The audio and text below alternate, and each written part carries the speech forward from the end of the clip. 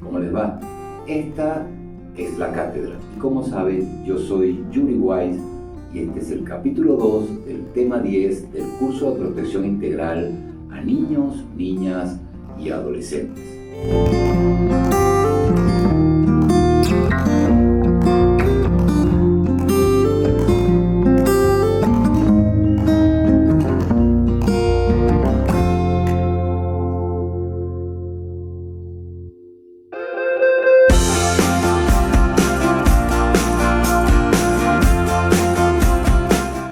Hoy vamos a hablar de los derechos de desarrollo. En el capítulo anterior, es decir, el capítulo 1, vimos los derechos de supervivencia y allí indicamos y explicamos claramente cómo se relacionan los de supervivencia con los derechos de desarrollo. Así que les invito a ver aquel primer capítulo de este tema 10 y para eso les estoy dejando el enlace por acá arriba. Y también consiguen los enlaces de todos los temas de este curso aquí en la cajita de descripción. Ustedes buscan, están desde el tema 1, todos y cada uno de los temas que conforman el curso de protección integral. Yo no quiero dar inicio a todo lo conceptual de este tema y a la explicación de los derechos de desarrollo sin antes hacer algunas precisiones y consideraciones que a mí me parecen fundamentales y espero que a ustedes también les sean fundamentales. Empecemos por preguntarnos lo siguiente: ¿qué es el desarrollo para los niños y las niñas? Sin duda que siempre escuchamos que se dice que en los primeros años de vida del niño se sientan las bases de todo su desarrollo. Sí, eso escuchamos, los primeros años de vida del niño crean las bases de todo el crecimiento para su futuro. Es decir, son claves durante al menos los primeros 3 años. Pero incluso aún desde el embarazo, los niños y las niñas necesitan toda la atención en nutrición, protección y estimulación que van a permitir que su cerebro y su salud se desarrolle de manera integral y correcta. Además, por supuesto, de la adecuada nutrición, la lactancia materna durante el primer año por lo menos, que es vital, saben ustedes, para la vida saludable, el desarrollo cerebral, el desarrollo físico, emocional, incluso la prevención de enfermedades y mucho más. La lactancia sirve para todo. De tal manera que con eso y con las debidas atenciones de salud, la comunicación, el juego, la receptividad de progenitores y cuidadores, conformamos una combinación perfecta para el desarrollo físico y emocional de niños, niñas y adolescentes. Pero si bien todo ello lo mencionamos en el capítulo 1, es verdad, pues la nutrición, no hay duda, es un derecho de supervivencia. Sin embargo, existe una clara dimensión integral del desarrollo con la supervivencia.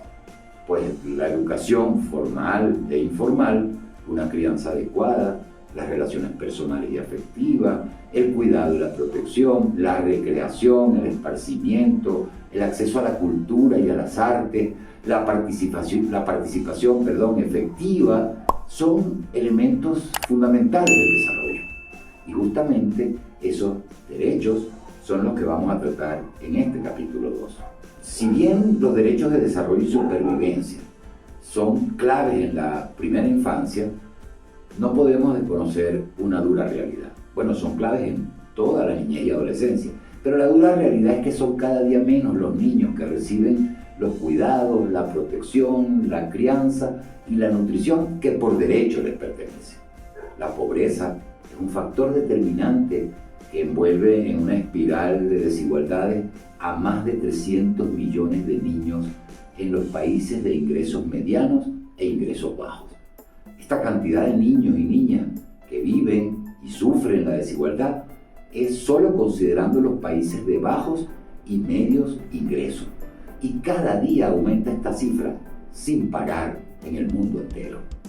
Los hijos e hijas de las familias pobres son los que tienen menos posibilidades de acceder a los elementos esenciales para el desarrollo integral, para su desarrollo integral, a lo cual se une lamentablemente el maltrato, la violencia generalizada y las condiciones traumáticas que trae consigo la pobreza misma, tales como las condiciones de vivienda insalubre, poco o ningún acceso a agua potable, a educación de la primera infancia, las guerras, los desastres ambientales y mucho, pero mucho más que atenta contra la vida y el desarrollo de los niños.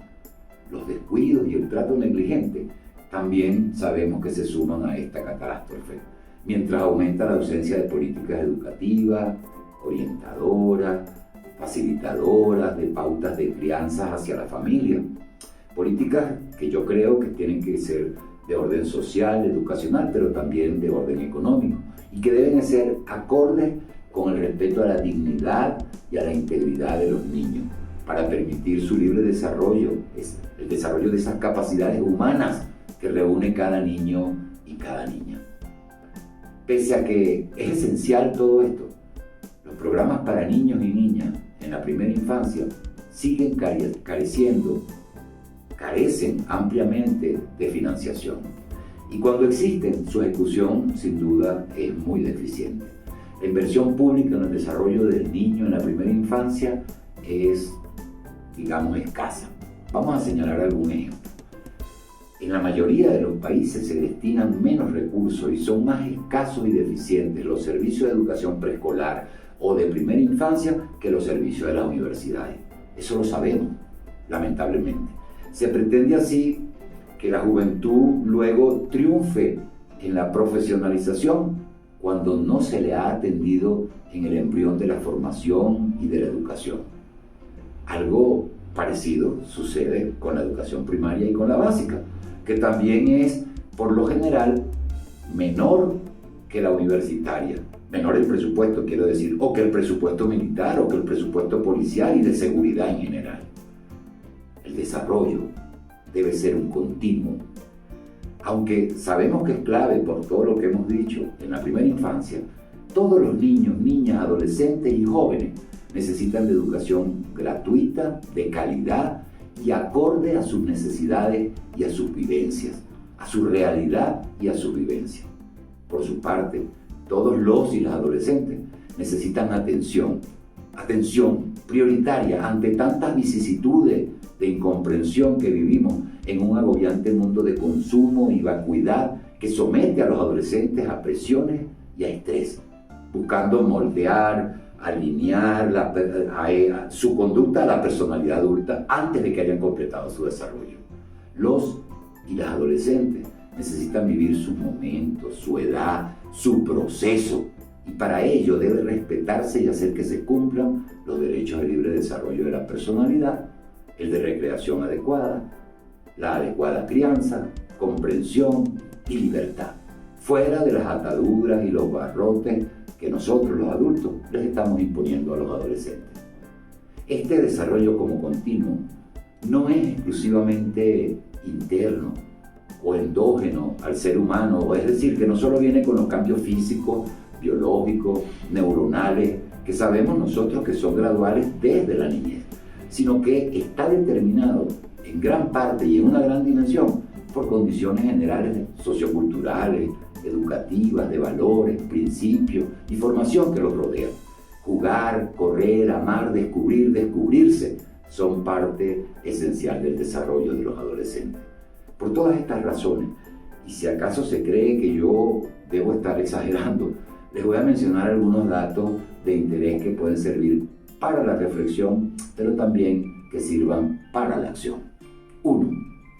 Las carencias nutricionales en la primera infancia causan retraso en el crecimiento. Y este retraso afecta a casi un cuarto de todos los niños menores de 5 años en el mundo. 2.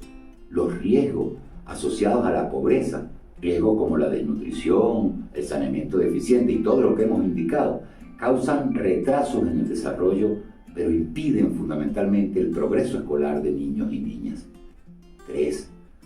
Debemos saber que cada vez que una madre, un padre, un cuidador o un adulto se dirige a un niño pequeño, ese niño recibe un estímulo cerebral y genera una reacción que puede o no ser exteriorizada, pero que está allí motivacionalmente. De allí que la crianza y cuidados adecuados son parte esencial de un buen desarrollo presente y futuro. Pero a pesar de ello, los métodos disciplinarios que son violentos están generalizados en numerosos países. en la mayoría de nuestros países. Casi el 70% de los niños de 2 a 4 años son reprendidos mediante gritos, insultos, ofensas y vejámenes. 4. Más de 300 millones de niños menores de 5 años sufren actualmente violencia social. 5. En el caso de los niños de países, como ya dijimos, de ingresos medios y bajos, el desarrollo temprano deficiente reduce sustancialmente los ingresos en la edad adulta. Y esta reducción es en torno a una cuarta parte del ingreso a que se hubiesen tenido igualdad de oportunidades que otros. 6. El desarrollo deficiente del niño en la primera infancia acarrea también, por supuesto, pérdidas económicas para los países y su desarrollo, pero lo que pagan más caro, es decir, los que tienen el mayor costo y corren el mayor costo son los niños. En la India, por ejemplo, esa pérdida equivale aproximadamente al doble del Producto Interno Bruto que es destinado a los programas de salud. Pero no vayamos a la India nada más. Algo similar sucede aquí, en la región de América Latina y el Caribe, si consideramos a nuestra región como un conjunto. 7. Cada año se disminuye la inversión pública en planes y programas de desarrollo para niños, niñas y adolescentes.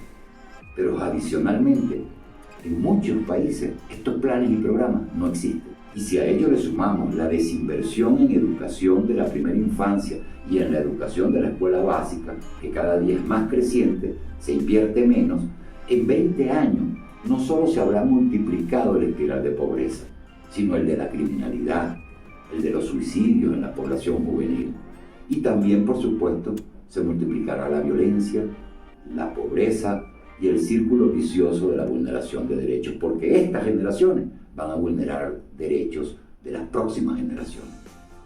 Es así, mis queridos catedráticos y no catedráticos, que la situación de los derechos de desarrollo requiere mayor destinación de esfuerzos públicos y de esfuerzos privados, de apoyo y fortalecimiento a las familias en lo social, en lo cultural y en lo material, y de una sociedad, también de una sociedad organizada, que de forma solidaria y sin mezquindades se sume a la tarea del respeto, la exigencia y la lucha por condiciones justas y apropiadas para que los niños y las niñas se formen en un mundo de oportunidades para su desarrollo integral. Para descubrir todo esto, te invito a ver todas y cada una de las exigencias que comprenden los derechos de desarrollo que hemos mencionado. Aquí, en la cátedra, en este capítulo 2 del tema 10 del curso de protección integral.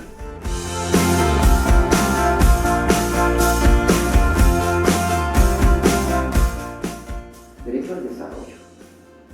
La lámina siguiente va a haber derechos humanos de la niñez arriba, en un título, y en su lateral izquierdo van a ver desarrollo. Y en esto conseguimos 6 grandes artículos o normas que destacan en la Convención respecto al derecho al desarrollo. En primer lugar, por supuesto, la educación, que está contenida en los artículos 28 y 29. Y aquí vamos a insistir con respecto al derecho a la educación en 2 cosas. 1, el reconocimiento que hace la Convención sobre Derechos del Niño al derecho a la educación establece que obligaciones del Estado para que este derecho no solo sea de forma gratuita, sino que tenga la calidad necesaria para que el niño pueda desarrollarse de manera digna a través del proceso educativo. Entonces, fíjense, allí se destaca en primer lugar que no solo está obligado el Estado a garantizar la gratuidad de la enseñanza, la llamada enseñanza primaria obligatoria, sino que cuando ustedes ven del particular 1, del numeral 1, en las letras A, B y C, se dan cuenta que el Estado está obligado a garantizar la escuela primaria o la educación primaria obligatoria, la educación secundaria en el B, la educación secundaria, ¿verdad? Y 3, la enseñanza superior. Es decir, que el Estado debe garantizar estos 3 niveles. ¿Y por qué el Estado debe garantizar estos 3 niveles? Aquí la Convención fue visionaria, fue muy visionaria. en el sentido de que obviamente educación forma parte del desarrollo, pero educación forma parte de la posibilidad del ejercicio de todos los derechos por parte de niños, niñas y adolescentes. Y cada día es más temprano cuando llegan los adolescentes a las universidades, adolescentes de 15 años que ya están entrando a las universidades. Cada día se hace mucho más temprano el acceso a la educación secundaria. Entonces la convención, previendo que la aceleración del proceso educativo en el mundo, del proceso de enseñanza-aprendizaje en el mundo, digo, no, el Estado no solo tiene que garantizar la primaria, tiene que garantizar la secundaria y tiene que garantizar también la universitaria. También acá se destacan la necesidad de información educacional y profesional para que los niños tengan acceso de manera libre a escoger cuál de estas carreras les son de mayor vocación de acuerdo a sus particularidades, y fomentar la asistencia regular a las escuelas, reduciendo las tasas de deserción escolar. Como nosotros sabemos, la deserción escolar tiene variadas razones, variados motivos, y por tanto hay que no solo fomentar la asistencia, sino además adoptar medidas para evitar la deserción, como por ejemplo, el embarazo precoz, la violencia al interior de las escuelas, fomentar medidas para la reducción de la violencia al interior de las escuelas, un sistema o método de enseñanza-aprendizaje que estén relacionados, que estén motivados con las vivencias propias, territoriales, geográficas, interculturales, culturales, artísticas del niño, niña o adolescente, de manera que no se trata de un sistema global de educación, sino un sistema que particularice las necesidades del niño. De esto Paulo Freire dijo mucho en cantidad de textos sobre su pedagogía y también en experiencias desarrolladas por este brasileño. Pero la otra cosa que decía se destaca en el artículo 29 de la Convención sobre Derechos del Niño, que está relacionado, está orientado a determinarle a los Estados partes hacia dónde está dirigido el proceso educativo, qué debe pretender el proceso educativo. Y aquí indicamos con particularidad 3 elementos. 1, desarrollar personalidad, actitudes y capacidad mental y física de todo niño y toda niña hasta el máximo de sus posibilidades. No puede ser un proceso educativo acrítico, sin sentido de la crítica, sin sentido del análisis y la interpretación de la realidad histórica, cultural y social de su país. En este sentido, es despertar esas capacidades físicas, mentales, incluso las capacidades culturales y artísticas que tienen los niños, niñas y adolescentes. Un segundo elemento que tiene que ver con la educación en términos del respeto a los derechos humanos, a las libertades fundamentales, a la democracia, a la igualdad, a la paz, que es lo que en todo caso va a garantizar la fundación, la permanencia, yo diría la consolidación de una sociedad justa, amante de la vida, amante de las libertades, amante de la paz. Es decir, estas generaciones de niños que son el presente no pueden ser formadas sobre la base de conceptos antiguos, conceptos superados de libertad social, de paz, de igualdad, de democracia.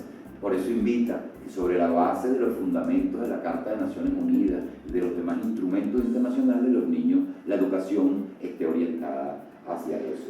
Y luego inculcar en los niños el respeto, por supuesto, a 2 cosas fundamentales. 1, el respeto a su familia, a sus padres y a sus semejantes.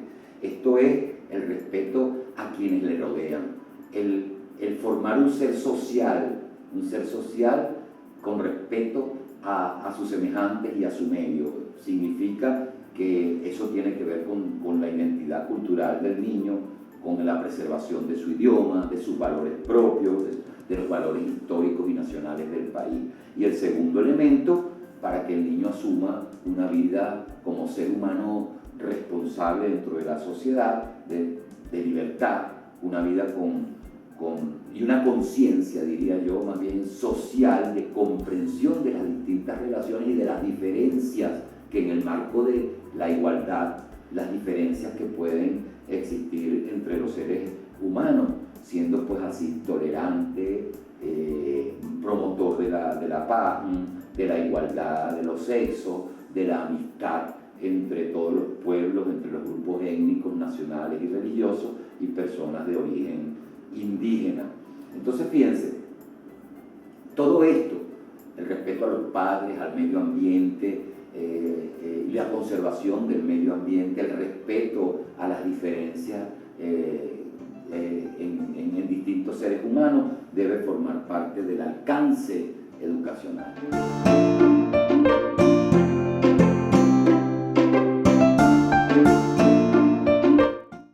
El segundo de los derechos es la crianza y el cuidado. Si bien, artículo 18, como dice, si bien la Convención desarrolla distintas normas, artículo 7, artículo 9, etcétera, que están relacionadas con la convivencia familiar y con los deberes de crianza, es el artículo 18 el que lo desarrolla de manera suficiente y establece el 18 que los Estados partes deben garantizar el reconocimiento del principio de que ambos padres tienen obligaciones comunes en lo que respecta a la crianza y el desarrollo del niño, y que incumbirá a los padres o en su caso a los representantes legales la responsabilidad primordial de la crianza y el desarrollo del niño. Su preocupación fundamental será el interés superior del niño. Primera cosa, el niño debe criarse en su familia de origen, pero es responsabilidad compartida de ambos padres. No es la madre la que tiene que cargar con la obligación de crianza, orientación, como en nuestras sociedades, digamos, machistas, androcentristas, nos hemos acostumbrado a que, bueno, la mamá es la que cría a los niños, el papá no, el papá está en la calle. No, es una responsabilidad compartida. La orientación moral, física, psicológica, la responsabilidad en la protección y atención es de ambos padres. En segundo lugar, promover los derechos. Los padres tienen la obligación de promover los derechos, pero no solo promoverlos, sino también tienen la obligación de respetarlos. Y el Estado tiene que asistir, formar, preparar a los padres para ello. Preguntémonos entonces en cuántos ministerios de desarrollo social o de familia existen verdaderos planes y programas para la educación familiar, para la orientación de la crianza. Nuestras generaciones contraen matrimonio o se unen de hecho o se hacen pareja y tienen hijos sin saber cómo es eso de ser padre o de ser madre, sin saber ni siquiera que esta es una responsabilidad compartida, asumiendo de conciencia, porque no pueden asumirlo si no tienen la orientación. La Convención le compromete al Estado para que oriente a la familia en este sentido. Y también la Convención establece que es compromiso de los Estados adoptar todas las medidas apropiadas para que los niños cuyos padres trabajan tengan derecho a beneficiarse de los servicios e instalaciones de guarda de niños para los que reúnen las condiciones requeridas. Allí es muy importante las leyes internas en materia de trabajo, las leyes de trabajo, las leyes que regulan las relaciones entre patronos y trabajadores para que se establezcan hogares de guarda como obligación fundamental, no solo en contrataciones colectivas o sindicales, sino fundamentalmente en la ley.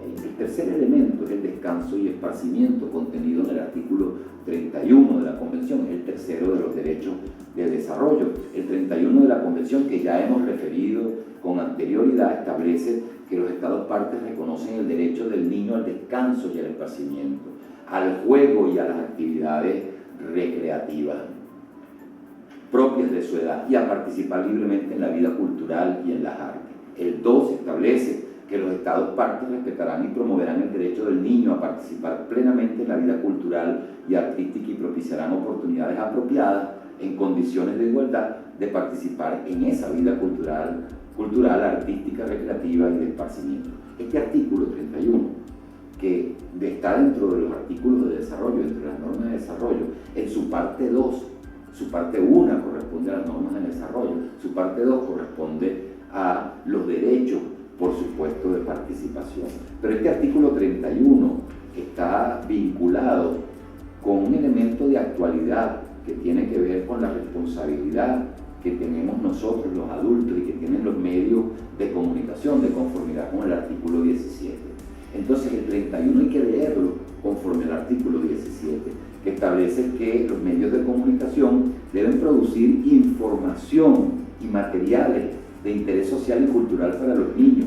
Cuando el niño se enfrenta a una televisión violenta, en donde la programación en un 80 o 90% es de violencia verbal, violencia social, violencia personal o de alguna forma de agresividad o que justifica esa forma violenta, por supuesto los medios de comunicación no están contribuyendo con una recreación y esparcimiento conforme o adecuada a la edad. Y en los países en donde se ha implementado pautas e incluso sanciones, sobre todo en América Latina, orientadas por las pautas señaladas por el Comité de Derechos del Niño, ha sido muy criticado. Y se ha dicho que se está censurando la libertad de expresión. No, por encima de esa libertad de expresión está el deber que tienen de no faltarle al interés superior del niño en este derecho de esparcimiento y recreación adecuado a su edad, adecuado a la formación de un niño o una niña en un ámbito y con un aprendizaje social de paz, de tolerancia, de respeto al otro, a la otra, de respeto al ser humano. Por tanto, este artículo 31 se erige no solo como fundamental en términos de recreación y esparcimiento como derecho, sino también en términos de derecho a la participación en la actividad, en la vida cultural, artística y de cualquier otra índole importante para la recreación del niño o la niña, y también se erige como importante siendo una limitación al libertinaje, yo voy a llamarlo de otra manera, al libertinaje en la programación de los medios de comunicación social. Otros países han regulado también esta actividad a través de leyes de regulación del acceso a Internet. El Comité de Derechos del Niño ha orientado acerca de estas regulaciones al acceso a Internet por parte de niños, niñas y adolescentes. Ha orientado para que se establezcan sistemas que impidan ese acceso, como lo que llaman B-chips, los B-chips en la televisión, que permiten que determinadas programaciones no sean vistas por niños, niñas y adolescentes. Pero lo fundamental tampoco está en términos prohibitivos, en mi opinión. Lo fundamental está en la formación, en la educación crítica que se debe formar en la conciencia de los niños, niñas y adolescentes hacia aquellos programas. Es decir, el niño teniendo acceso, hay que formarlo, de alguna manera el niño o la niña va a buscar el acceso. Y eso lo sabemos, la práctica nos lo ha dicho. El día a día, la cotidianidad, la dinámica social nos lo ha dicho. Entonces, si bien es importante establecer regulaciones y por supuesto establecer sanciones para quienes violentan el contenido intrínseco de este derecho al esparcimiento, en ese sentido, digamos, triangular en que lo hemos visto, como derecho al esparcimiento, como derecho a la participación y como regulación a los medios de comunicación, si bien esto es intrínseco, ¿verdad? Y es importante, también es importante la formación crítica de los niños acerca de los medios de comunicación para interpretar de una manera distinta, para que los niños asuman conciencia en la interpretación de la programación que están viendo.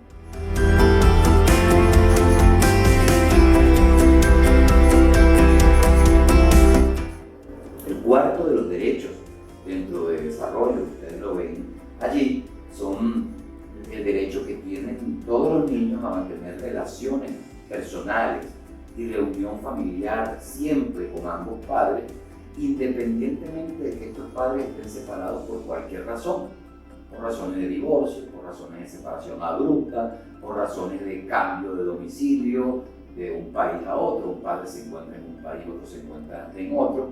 Esto se deriva de los artículos 9 y 10 de la Convención sobre Derechos del Niño, en donde vamos a ver claramente cómo lo resuelve. En primer lugar, el artículo 9 establece que los Estados partes velarán porque el niño no sea separado de sus padres contra la voluntad de estos, excepto cuando, a reserva de una revisión judicial, y siempre con revisión judicial, las autoridades competentes determinen, de conformidad con la ley y los procedimientos aplicables, que tal separación es necesaria en el propio interés superior del niño, es decir, para garantizar sus derechos, porque de permanecer en esa familia se vulnerarían sus derechos. Esto no implica una separación absoluta y permanente. Para ello, una medida de protección no solo ocuparía la separación temporal, sino la necesidad de formación de los padres para hacer desaparecer las formas violentas o las formas culturales o las formas en general en que ellos tratan y maltratan a sus hijos e hijas. Pero de ser imposible que el maltrato o negligencia o descuido desaparezca, debe adoptarse una decisión de separación definitiva, al margen también de dejar a salvo las sanciones que correspondan. Y el artículo 10, que establece que, de conformidad con la obligación que incumbe a los Estados partes, a tenor de lo dispuesto, vean cita en el artículo 9, toda solicitud hecha por un niño o por sus padres para entrar en un Estado parte o para salir de él a los efectos de la reunión de la familia será atendida por los Estados partes de manera positiva, humanitaria y expeditiva. Los Estados partes garantizarán además que la presentación de tal petición no traerá consecuencias desfavorables para los peticionarios ni para sus familiares.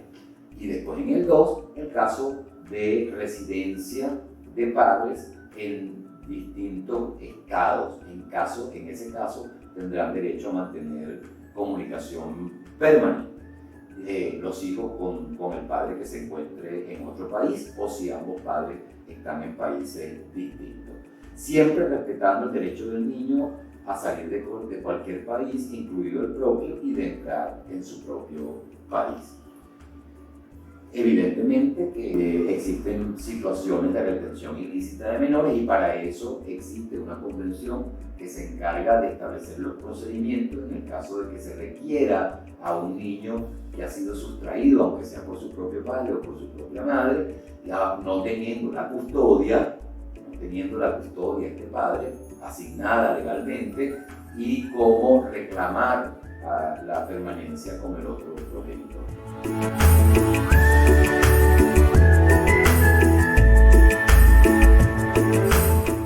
El otro derecho que se encuentra acá relacionado como número 5 en derechos de desarrollo es el derecho cultural, religioso y lingüístico de las minorías étnicas. Eso se encuentra en el artículo 30 de la Convención sobre Derechos del Niño, y establece: en los estados en que existan minorías étnicas, religiosas o lingüísticas, o personas de origen indígena, vean, hay dos particularidades: cuando hay minorías étnicas o cuando hay origen indígena. No se negará a un niño que pertenezca a tales minorías o que sea indígena el derecho que le corresponde, en común con los demás miembros de su grupo, a tener su propia vida cultural, a profesar y practicar su propia religión o a emplear su propio idioma. El respeto a la plurinacionalidad, a la permanencia cultural en sus pueblos indígenas, a la difusión de su propia cultura, a utilizar su propio lenguaje o idioma. Sin embargo, es importante precisar que cada nación indígena por sí sola pudiera sentirse frente a otra como una minoría. Y en este sentido viene la protección del artículo 30 de la Convención sobre Derechos del Niño. Junto, por supuesto, a este derecho, y aunque no está el profeso señalado en la lámina, ¿verdad?, es importante destacar que los niños, niñas y adolescentes tienen el derecho a ser protegidos, de acuerdo al artículo 16, contra cualquier forma de injerencia arbitraria en su vida privada, su familia, su domicilio o su correspondencia. ¿Y qué relación tiene esto con el hecho de que se declare la la libertad, digamos, el reconocimiento a la pertenencia cultural, religiosa e indígena. Bueno, por supuesto que si yo quiero imponer una cultura familiar distinta en esa vida familiar interna que lleva una cultura familiar, siempre y cuando esa vida familiar interna no violente derechos, yo tengo prohibido, de conformidad con el artículo 16, tengo prohibido de manera expresa, tengo prohibido injerencia que es considerada arbitraria. Pero también está relacionado este artículo 30 con el artículo 14 de la Convención sobre Derechos del Niño. El artículo 14 que establece que los Estados partes respetarán el derecho del niño a la libertad de pensamiento, de conciencia y de religión, que aunque pareciera que está en los derechos de participación, yo quiero desde una vez relacionarlo por el carácter interdependiente que tiene. La libertad de pensamiento, conciencia y religión no solamente está en el derecho de participación, es una libertad de conciencia, está en el fuero interno de la persona humana. Eso significa que a los niños hay que respetarles el que elijan una religión determinada o el que elijan una forma de pensamiento determinada. Ojo, pero vean lo que dice el artículo 14. Los Estados partes respetarán los derechos y deberes de los padres y, en su caso, de los representantes legales, de guiar al niño en el ejercicio de su derecho de modo conforme a la evolución de sus facultades. Guiarlo. Guiarlo no significa imponer. Y como quiera que el 29 dice hacia dónde está dirigida la educación está dirigida a la libertad, a la paz, a la tolerancia. Evidentemente el niño puede escoger una religión distinta a la de sus padres o no tener ninguna religión. Ser agnóstico o ser ateo, no creer en Dios alguno. Y tanto la escuela como la familia tienen que garantizar el derecho a esa escogencia, a esa libertad de religión, a esa libertad de conciencia y pensamiento. La libertad, dice el 3, de profesar la religión, el numeral 3 del artículo 14, la libertad de profesar la propia religión o las propias creencias estará sujeta únicamente a las limitaciones prescritas por la ley que sean necesarias para proteger la seguridad, el orden, la moral o la salud pública, y esto es más importante todavía, o los derechos y libertades fundamentales de los demás. Yo diría tanto de los demás como de los niños, niñas y adolescentes. Por esa libertad religiosa no se puede permitir que el niño forme parte de una secta en donde peligra su propia vida. Una secta de estas que sabemos existen, no las voy a mencionar, pero que en donde, y espero no herir susceptibilidades, en donde se cometen actos brutales, incluso de maltrato, y tenemos ya experiencias en el mundo en donde han sacrificado niños en esta secta para entregárselos a un Dios, un supuesto Dios. Entonces eso, ojo con eso. Allí no se trata de que, bueno, si hay libertad religiosa que pertenezca a lo que le dé la gana. No, la guía que los padres deben atender, la orientación que los padres deben atender está relacionada con su derecho a la vida.